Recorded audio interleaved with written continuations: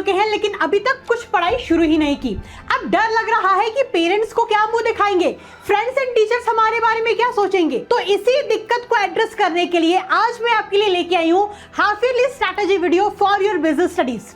इस वीडियो में मैं बस आपके साथ स्ट्रैटेजी ही शेयर नहीं करूंगी कि कैसे आप बहुत अच्छे नंबर लेके आ सकते हो, बल्कि मैं आपको उन इंपॉर्टेंट टॉपिक्स के बारे में भी बताऊंगी जो आपके हाफ ईयरली एग्जाम्स में पक्का आ सकते हैं। तो बिना किसी देर के let's start with our video. अब मुझे पता है यार, आपने कुछ ही महीने पहले अपनी 10th क्लास पास की है, तो आपको ये लग रहा है कि 10th क्लास में तो पढ़ लिया ना, अभी अपन थोड़ा लाइट मोड पर ही चलते हैं, हल्की हल्की पढ़ाई ही करते हैं, इतना खास स्ट्रेस लेते नहीं है पढ़ाई का। तो आप में से काफी सारे ऐसे बच्चे भी हैं जिनको ये तक नहीं पता कि हमारा सिलेबस क्या है बिजनेस स्टडीज का। कुछ बच्चे ऐसे होंगे जिनको सिलेबस पता तो होगा लेकिन अच्छे तरीके से पता नहीं होगा कि चैप्टर्स के क्या नाम है, एंड कुछ ऐसे विचित्र बच्चे हैं जिनको तो पता ही नहीं है कि कितने चैप्टर्स तक हैं। तो सबसे पहले आपको पता क्या करना है, सबसे पहले ये देखो कि आपका सिलेबस क्या है। ठीक है, आपके स्कूल वाले कितने चैप्टर्स आपसे पूछ रहे हैं, कितने चैप्टर्स आपके हाफ ईयरली एग्जाम्स में आने वाले हैं। तो बेसिकली ये आपका बिजनेस स्टडीज का सिलेबस है, including part A and part B. अब आपको ये देखना है कि आपके स्कूल में कौन से चैप्टर्स आ रहे हैं। पार्ट ए आ रहा है, पार्ट बी आ रहा है। Generally majority of schools part A ही पूछा जाता है। तो आपको सबसे पहले ये मेक श्योर करना है कि यार मुझे सिलेबस तो पता हो। जब आपको सिलेबस पता होगा तभी तो आप उसे कंप्लीट कर पाओगे ना। जब बच्चे को ABCD आती है, फिर जाके उसको रीडिंग एंड राइटिंग आती है, तो सबसे पहले भैया जो भी आपका सिलेबस है ना, उस सिलेबस को देखो कि आपके स्कूल में कितने चैप्टर्स पूछे जा रहे हैं, क्या आपका बिजनेस स्टडीज का सिलेबस है। जब ये काम हो जाए, जब आपको पता चल जाए कि हाँ मेरा ये सिलेबस है, चैप्टर्स वगैरह पूछे जा रहे हैं, the next thing you have to do is कि आपको अब अपनी प्रेपरेशन शुरू कर देनी है। अगर आपके बैकलॉग्स बने हुए हैं, या अगर आपको रिविजन करनी है, या अगर आपने अभी तक पढ़ाई शुरू ही नहीं की है, तो आपको क्या करना है, हाई वेटेज चैप्टर से शुरुआत कर देनी है ना। आप रिवीजन कर रहे हो या आप शुरुआत कर रहे हो, आप कुछ भी कर रहे हो, मेक श्योर कि अब आप हाई वेटेज चैप्टर से ही स्टार्ट करें, बिकॉज अब आपके पास इतना समय नहीं है। मैं ऑनेस्टली इस बात को बता रही हूं, अब आपके पास इतना एम्पल पीरियड ऑफ टाइम नहीं है कि आप फर्स्ट चैप्टर से लग जाओ। अब आपको स्ट्रैटेजिकली सोचना पड़ेगा, अब आपको हाई वेटेज चैप्टर्स के साथ ही मूव ऑन करना पड़ेगा।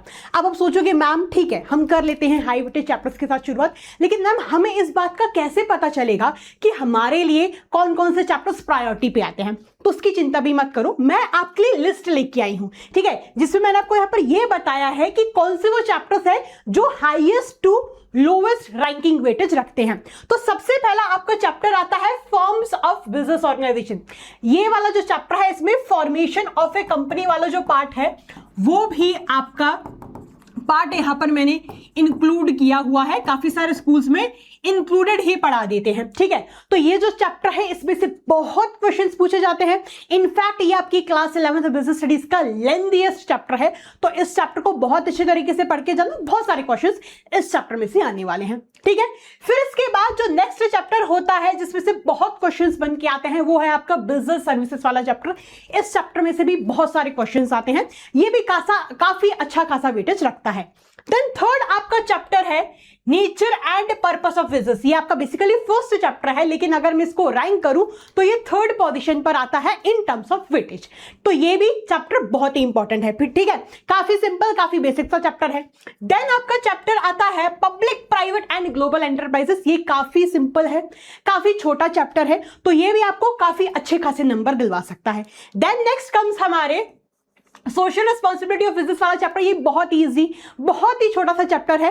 एंड इसके बाद हमारा लास्ट चैप्टर है इमर्जिंग मोड्स ऑफ बिजनेस वाला चैप्टर। ये तो बहुत ही इतना छोटा है कि शुरू होते ही ये खत्म हो जाता है, ठीक है। तो इस तरीके से आपको फॉलो करना है। आपको स्टार्ट करना है कौन से चैप्टर से, आपको स्टार्ट करना है फॉर्म्स ऑफ बिजनेस ऑर्गेनाइजेशन वाले चैप्टर से। तो ऐसे आपको मूव ऑन करना है, भले ही आप रिविजन कर रहे हो, भले ही आप शुरुआत कर रहे हो, भले ही आप अपने बैकलॉग्स को क्लियर कर रहे हो, whatever you are doing, है ना, आपको इस तरीके से मूव करना है, ठीक है, क्लियर।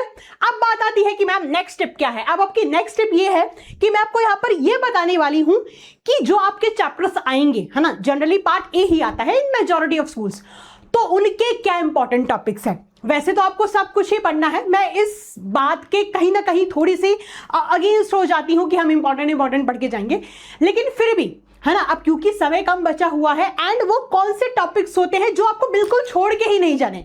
पढ़ना आपको सब कुछ है, लेकिन ये ऐसे टॉपिक्स है जिनको एक्स्ट्रा एफर्ट के साथ आपको पढ़ के जाना है। वैसे आपको सब कुछ पढ़ना है, फिर से बता रही हूं, लेकिन इन टॉपिक्स को एक्स्ट्रा एफर्ट के साथ, एक्स्ट्रा फोकस के साथ पढ़ना है। मतलब कुछ भी हो जाए, दुनिया इधर से उधर हो जाए, लेकिन इन टॉपिक्स को हम नहीं भूलेंगे, ठीक है। तो सबसे पहला चैप्टर है आपका nature and purpose of business. इस चैप्टर में से फीचर्स ऑफ बिजनेस बहुत ही इंपॉर्टेंट टॉपिक है। इसमें से एक केस स्टडी वाला क्वेश्चन भी पक्का बन के आ सकता है।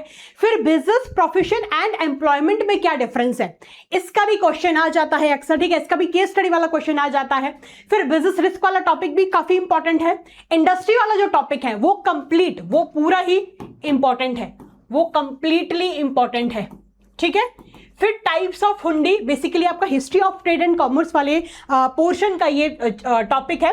काफी सारे स्कूल्स में history of trade and commerce वाले पार्ट से कुछ नहीं पूछा जाता है, लेकिन अगर मान चलिए आपके स्कूल वाले पूछ रहे हैं तो टाइप्स ऑफ हुंडी वाला जो टॉपिक है इससे 1 मार्कर भी पूछा जाता है, ठीक है।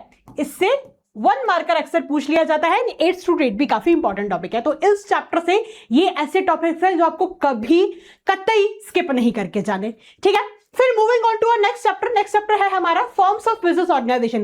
इस चैप्टर में से सोल प्रोप्राइटरशिप के फीचर्स बहुत इंपॉर्टेंट हैं।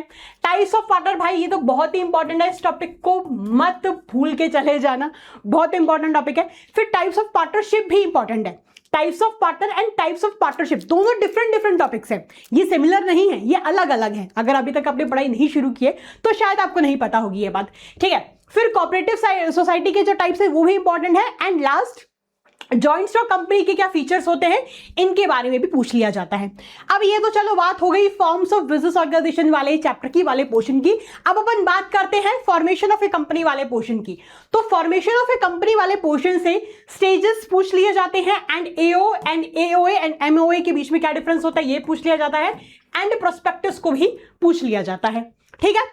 तो ये हो गया हमारा सेकंड चैप्टर कंप्लीट। अब अपन बढ़ते हैं थर्ड चैप्टर की ओर। तो थर्ड चैप्टर जो है हमारा public, private and global enterprises. इसमें डिपार्टमेंटल अंडरटेकिंग के फीचर्स एंड गवर्नमेंट कंपनी के फीचर्स एंड कभी कभार स्टैट्यूटरी कॉर्पोरेशन के बारे में भी पूछ लिया जाता है। फिर उसके बाद एमएनसीज के बारे में भी आपको पता होना चाहिए कि क्या क्या है, इसके बारे में भी हो सकता है केस स्टडी वाला क्वेश्चन पूछ लिया जाए, ठीक है। क्लियर, काफी सिंपल ही है ये भी। फिर नेक्स्ट चैप्टर है हमारा बिजनेस सर्विसेज वाला चैप्टर, ठीक है। इसमें क्या है, जो बैंक अकाउंट वाला टॉपिक है ये बहुत इंपॉर्टेंट है। Current account, saving account, RD account, FD account बहुत इंपॉर्टेंट है। फिर बैंकिंग सर्विसेज में से RTGS, NEFT, overdraft and cash credit भी पूछ लिया जाता है, ठीक है। Clear. And principles of insurance वाला जो टॉपिक है ये तो ऐसा है कि भैया इसको आप बिल्कुल इसमें रस जाओ। मैं तो ये कहती हूँ इतना इंपॉर्टेंट टॉपिक है, पक्का इसमें से क्वेश्चन बन के आने वाला है, ठीक है। फिर हमारा नेक्स्ट चैप्टर है, बहुत ही सिंपल से चैप्टर है हमारे इमर्जिंग मोड्स ऑफ बिजनेस। इस चैप्टर में से स्कोप पूछ लिया जाता है कि इंट्रा बी कॉमर्स क्या होता है, B2B, C2B वगैरह ये सब पूछ लिया जाता है। फिर बेनिफिट्स ऑफ ई बिजनेस के बारे में भी पूछ लिया जा सकता है, लेकिन स्कोप ऑफ ई बिजनेस बहुत इंपॉर्टेंट है, ठीक है। फिर सिक्स्थ चैप्टर में से social responsibilities of business and business ethics वाले चैप्टर में से डिफरेंट इंटरेस्ट ग्रुप्स के लिए क्या क्या रिस्पॉन्सिबिलिटीज होती हैं ये बहुत इंपॉर्टेंट है। एंड एथिक्स के बारे में भी पूछ लिया जाता है, ठीक है। तो ये बेसिकली हमारे पार्ट ए के इंपॉर्टेंट जो टॉपिक्स है हमारे चैप्टर्स के, वो मैंने आपको यहां पर बता दिए हैं, ठीक है। लेकिन अब आप सोच रहे होंगे मैम अभी तक हमने पढ़ाई अच्छे तरीके से शुरू नहीं की या हमारे बहुत बैकलॉग्स बने हुए हैं, तो इस केस में हम क्या कर सकते हैं। इस केस में हमारे पास मैम इतना टाइम तो नहीं है कि हम सारे लेक्चर्स फिर से देखने बैठ जाएं या शुरुआत से देखें, है ना। आई नो, बिकॉज एक एक चैप्टर के भी बहुत सारे लेक्चर्स हैं। तो अगर आप ऐसा कर रहे हो कि अगर आप हमारे साथ ही लाइव क्लासेस में हो, अगर आप सारे क्लासेस को अटेंड कर रहे हो, सारे लेक्चर्स को अटेंड कर रहे हो तो बहुत ही अच्छी बात है। लेकिन इन केस अगर आपका सिलेबस कंप्लीट नहीं हुआ है या आधा अधूरा कंप्लीट हुआ है तो हमारे वन शॉट्स इसी चैनल पर डले हुए हैं। आप वन शॉट्स की मदद से अपना सिलेबस कंप्लीट कर सकते हो। हमने वन शॉट्स में डिटेल्ड वे में ही पढ़ाया है, ठीक है। तो जब आपका वन शॉट से आपके कॉन्सेप्ट्स क्लियर हो जाएं, फिर आपको क्या करना है, फिर बारी आती है रिवीजन की। तो बिना रिवीजन किए बिना अपना एग्जाम देने मत चले जाना, बिकॉज आप भूल जाओगे, ये थ्योरेटिकल सब्जेक्ट है। बच्चे अक्सर थ्योरी भूल जाते हैं और बिजनेस स्टडीज आपका पूरा ही थ्योरेटिकल सब्जेक्ट है। तो रिवीजन के लिए अगर आप सेल्फ स्टडी के जरिए रिवीजन करना चाहते हो, खुद अपना रिवीजन कर सकते हो तो बहुत अच्छी बात है। लेकिन अगर आपको उसमें भी प्रॉब्लम आती है तो भी आपके लिए रैपिड रिवीजन की सीरीज हम ऑलरेडी लेके आ गए थे, ठीक है। तो आप उसका भी मोस्ट एडवांटेज उठा सकते हो। एंड देन जब आपका ये भी हो जाए, फिर आपको क्वेश्चंस की प्रैक्टिस करनी है। अब वैसे तो बिजनेस स्टडीज में जो फॉर्मेट होता है वो काफी ज्यादा केस स्टडीज का फॉर्मेट होता है, यानी बिजनेस स्टडीज में काफी ज्यादा केस स्टडीज के क्वेश्चंस आते हैं। अब क्योंकि आपकी 11th क्लास है तो मुझे नहीं पता कि आपके स्कूल वाले केस स्टडी वाले क्वेश्चन पूछेंगे या नहीं पूछेंगे, बिकॉज वो स्कूल टू स्कूल वैरी करता है। लेकिन फिर भी अगर केस स्टडीज आते हैं तो ठीक है, अगर नहीं आते हैं तो भी ठीक है, लेकिन आपको क्वेश्चंस की प्रैक्टिस बहुत करके जानी है। जब आपका सिलेबस कंप्लीट हो जाएगा, है ना, जब आपकी रिविजन हो जाएगी, उसके बाद एट लास्ट जाके आपको क्वेश्चंस की प्रैक्टिस बहुत ज्यादा करनी है। बिकॉज अगर आप क्वेश्चंस की प्रैक्टिस नहीं करोगे तो आप मेन एग्जाम जब देने जाओगे तो आपको कैसे पता चलेगा कि इसका मैं कैसे आंसर करूं। यहां पर आपको अपनी आंसर राइटिंग प्रैक्टिस करनी है। अगर आप आंसर्स को प्रेजेंट नहीं कर पाते हो तो आपको उस चीज की प्रैक्टिस करनी है। तो बेसिकली यहां पर आपको क्वेश्चंस को आंसर करना सीखना है। रिविजन तो कर लेंगे, लेकिन अगर आप पेपर में आंसर ही नहीं कर पा रहे हो तो इतना पढ़ने का फिर मतलब ही क्या है। सो आपको क्या करना है, at last you have to practise questions. जब आप क्वेश्चंस को प्रैक्टिस करोगे you will come to know कि आप कहां पर लैग कर रहे हो, आप कहां पर मिस्टेक्स क्रिएट कर रहे हो, तो उन मिस्टेक्स को आप फिर सुधार पाओगे। ठीक है, क्लियर। तो ये थी आपकी हाफ ईयरली की स्ट्रैटेजी। तो बेसिकली आपको क्या करना है, सबसे पहले अपना सिलेबस देखना है कि सिलेबस क्या है, उस सिलेबस को कंप्लीट करना है। अगर बैकलॉग है तो उसको क्लियर कर लो। वन शॉट है, रैपिड रिवीजन है ना, रिवीजन करनी है। मैंने आपको इंपॉर्टेंट चैप्टर्स भी बता दिए हैं, बेसिकली उनकी वेटेज भी बता दी है, एंड उन चैप्टर्स में से इंपॉर्टेंट टॉपिक्स क्या है मैंने आपको वो भी बता दिए हैं।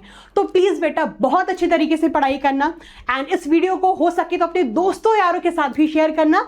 Till the time take care, keep working hard. Thank you so much, God bless you, love you all, and best of luck for your exams.